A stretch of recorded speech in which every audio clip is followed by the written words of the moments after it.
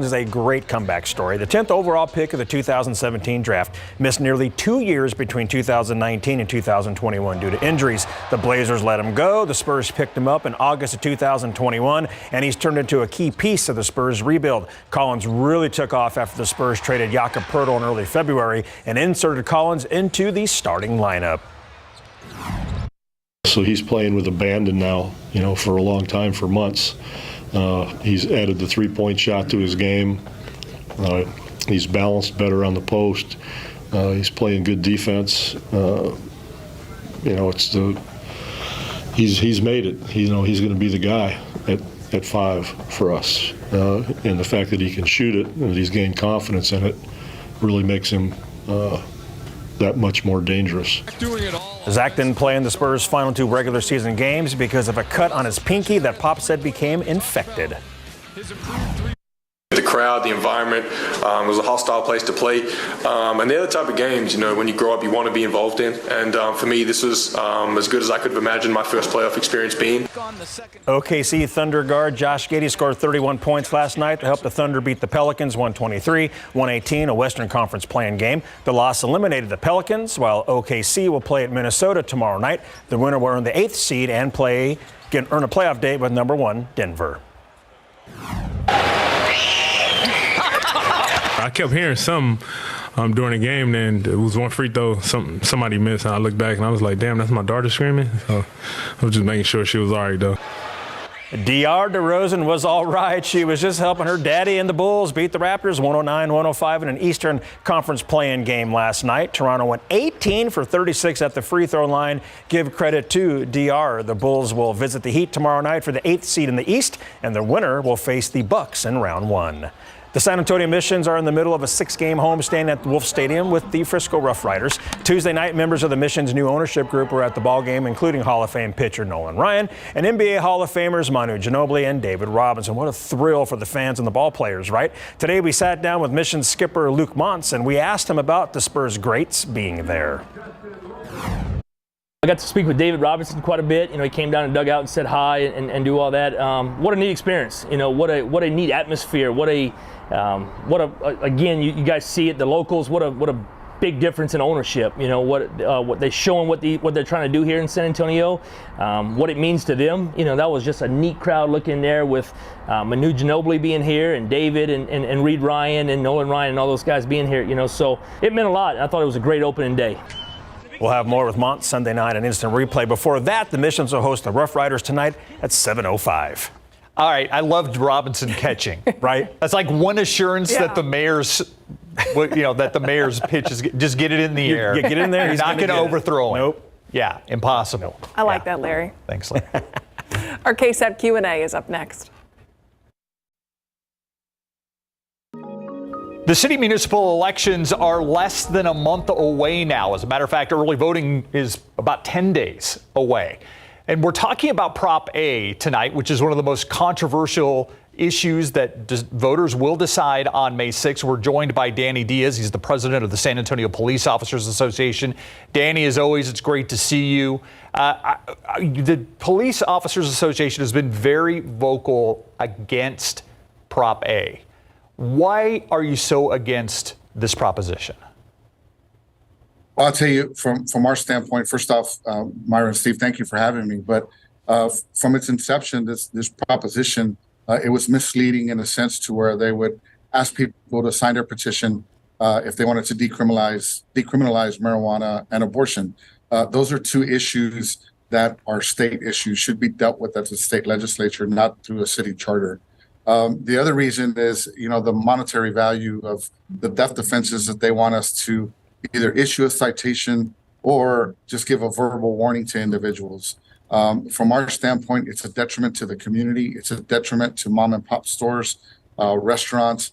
And I'll give you an example. If kids go in and do a beer run at a convenience store, how much beer can they steal before it gets up to $750, right? In that, if we catch them, the expectation from Act for SA is just to give them a citation or a verbal warning. Well, what they're missing is who's going to make that store owner whole, who's going to make or be responsible for that merchandise that they lost, and it's going to fall on the store owner. Same thing with a restaurant owner. If an individual walks in, and I kind of joke about this, if I take two of my family members and we go in and eat $750 worth of food and walk a check and we catch them, the expectation from Act for SA is to give them a citation or a verbal warning. What happens to that restaurant owner? They're going to lose out on all that merchandise and all that food. Who's going to make them whole? There is no way to do it. Act for SA talks about codifying what's there currently with no-knock warrants, chokeholds, and the current cite and release that we have through rules and regulations for certain theft offenses. Well, the problem there is it's not codifying it, it's expanding because they've added graffiti now up to $2,500. It is up to the city to dictate how much. In your picture there, you see the sides of the highways, concrete sidewalks. It's $4 a square foot. If you add it up, that's 625 feet. And we catch these individuals, it's a slap on the hand or a citation where they might not even go get convicted or be fined as it's happening currently. So those are some of the main issues that we have with this proposition. And again, I mentioned a little bit ago that there's some Class C offenses that we cannot just let people go. That's voyeurism, right? A peeping Tom. We can't allow people just to go in looking at through windows. I wouldn't want my daughter scared or somebody going in. We can tie that into sex offenses. And the other, of course, on the cite and release, besides that is simple assault. We can tie that into family violence. We can't just let these individuals go. Those are crimes that unfortunately we do deal with on a daily basis, and there has to be some consequences to it. The mayor's even come out and stated that there has to be some consequences to those criminal issues. So you mentioned a lot of issues already, and there are so many tied into Prop A. Yes, marijuana, abortion, cite and release, no-knock warrants, chokeholds.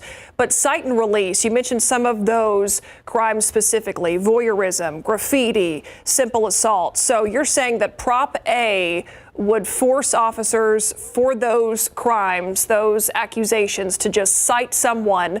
They'd still face charges, but they wouldn't be arrested, correct? That's correct, ma'am, or a verbal warning. But here's our issue with it. Currently, there's the cite and release program through the DA's office for possession of marijuana. It's increased from 0.25 grams to 0 to 4 ounces. We have yet to see individuals be convicted of those state laws currently that are in place or fined. So if they do that with possession of marijuana, what do you think is going to happen with theft offenses? The city attorney has stated that 5 out of the 6 propositions or items in that proposition are unenforceable. We disagree. If you look at history and what's transpired across the country and just 90 miles up the road in Austin, if you get enough city council votes on there, they will force officers to follow this petition, this proposition, and it's going to be a detriment to the community. There will not be, Anonymous Thomas has stated that this is for first-time offenders. If we issue them a citation and they don't serve jail time or get fined, they're not a first-time offender. So they'll never be a first-time offender with that. There's no history. I want to make sure we tease that out. What you're basically saying is currently under cite and release, someone that is cited instead of arrested for marijuana is not being convicted, that they're going into a diversion program or some kind of other thing. Is that what you're saying, Danny, that's happening right now? Absolutely. And our problem with that diversion program is, and Act for SA will state it, a quarter of the individuals that have committed those crimes go into the diversion program. From our standpoint, there's 3/4 of the individuals that aren't going through the diversion program. They're still out committing crimes. So if you just look at our statistics that the police department gave to city council, 16.2% increase in our theft offenses. What do you think is going to happen if this passes and the officers are forced to do this? It takes away officer discretion. If you look at the part of no-knock warrants and no chokeholds has been in our policy since the 1990s. It's state law. The only way that you can use a chokehold is in a life or death situation. If you look at our no-knock warrants are only done on felony cases. And what I mean by that is drug houses, murder suspects, drug stash houses That has nothing to do with misdemeanors. It is a tool of the trade that you are taking away from police officers. Now, they mentioned things that happened up north with Sandra Bland and those areas. The difference between this department and those departments is that our policies and procedures that have been in place make sure that those things don't happen. In 2016, the Justice Department came down and stated that we were one of the top 15 departments in the United States because of the policies and procedures in place. We have procedures in place that triple check to make sure that the correct house is hit and there is no mistakes. Danny, we're running out of time here. I want to make sure people know that we have a breakdown of what Prop A means, all these different issues on our website at KSAT12. But before we let you go, I want to ask you, you're launching, the union is launching a campaign against Prop A tomorrow. So what's your biggest concern, your biggest message to voters ahead of this election about Prop A? So our biggest message is this: we need your help to vote against Proposition A. It is a misleading proposition where they only talk to you to get you to sign the petition about marijuana and abortion. Those two things, the San Antonio Police Department does not do. We don't arrest doctors for doing procedures on abortion. What's misleading is they told no one about the rest of the 13 pages, the things that can hamper this city and businesses, right? The theft issues, the voyeurism, the simple assaults.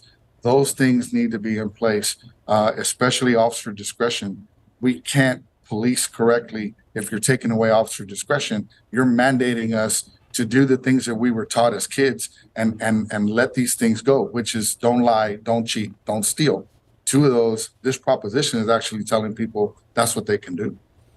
Yeah, it's though, if you go through a diversion program, you can only go through once.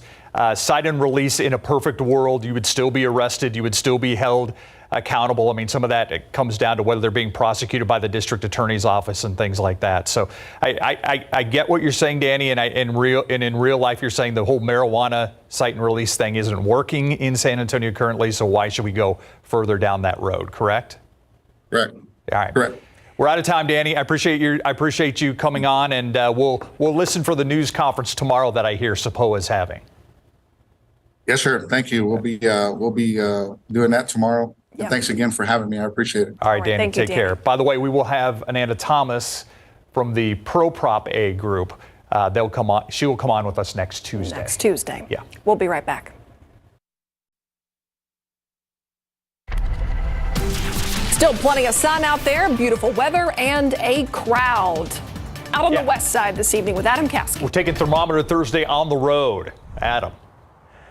Yeah, I love taking Thurs on the road. You know, this is my favorite time of year. Fiesta, Viva Fiesta. We gave away all the medals for this giveaway. And don't worry, I'll be announcing more giveaways in the days ahead. And then people got their stuff. We did our raffles. They took off. The weather, though, thank you. The weather's been great. We're going to take a look at what changes you can expect in the days ahead. Coming right up.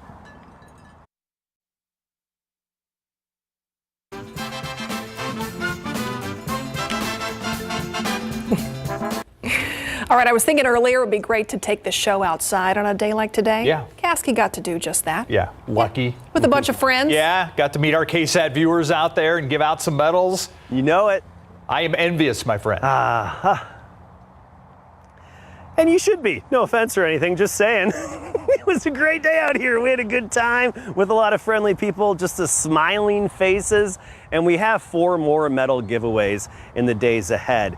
And here's a hint. If you live further outside of town, especially to the east, I got notice there's one outside of San Antonio, east of town, that will be coming up as well. So those of you that maybe you're too far out, you can't always make it in, well, may help you out in a little bit. Let's talk weather.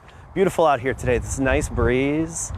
Temperature right now, we're at 79 degrees here in San Antonio. Del Rio at 85 degrees. And it's just comfortable and pleasant because of the dew points. Check out the dewies right now in the 40s.